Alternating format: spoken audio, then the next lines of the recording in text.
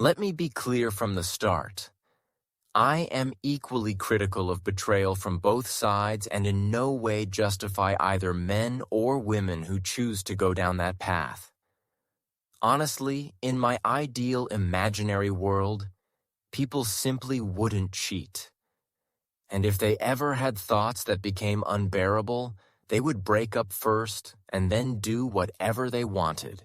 However, we live in the real world, where this is not exactly rare or unique.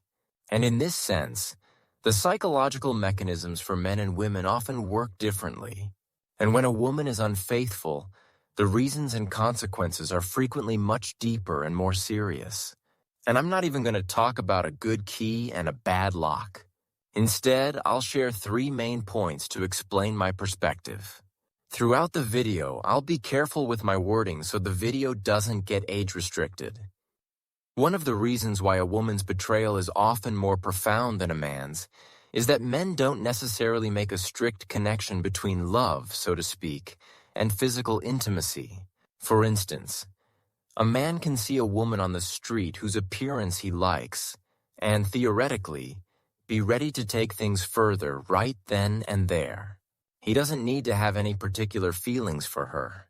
It's often enough that she is physically attractive to him. For women, however, the story is completely the opposite. There's even a joke about it. One guy asks another, "You know why women watch those kinds of movies all the way to the end, instead of just watching for 5-10 minutes like we do and turning it off?" The other guy says, "Why?" The first replies, "They're waiting for the main characters to get married." Now, I'm not speaking for every single woman, as I always say in my videos, but for the vast majority, it's important for them to have feelings for a man they plan on getting intimate with, if you know what I mean. Here, you can see a direct link between that physical intimacy and love. That's the first point. The second point, which follows from the first, is that, again, I'm not speaking for everyone, but for a great many women, betrayal is a fully conscious and premeditated act. As an example, she might spend months laying plans, waiting for her man to go away on a business trip long enough for her to invite her suitor over. On the other hand, how often do you hear about a woman in a relationship cheating on a whim with practically the first man she meets? I've certainly heard of it, but not nearly as often. In the case of men, however, that is a very real possibility. Let me emphasize again, I am not justifying anyone's actions. This is simply an observation. Now, some women, after the fact, actually invent justifications for themselves. What's more, these justifications can be contradictory.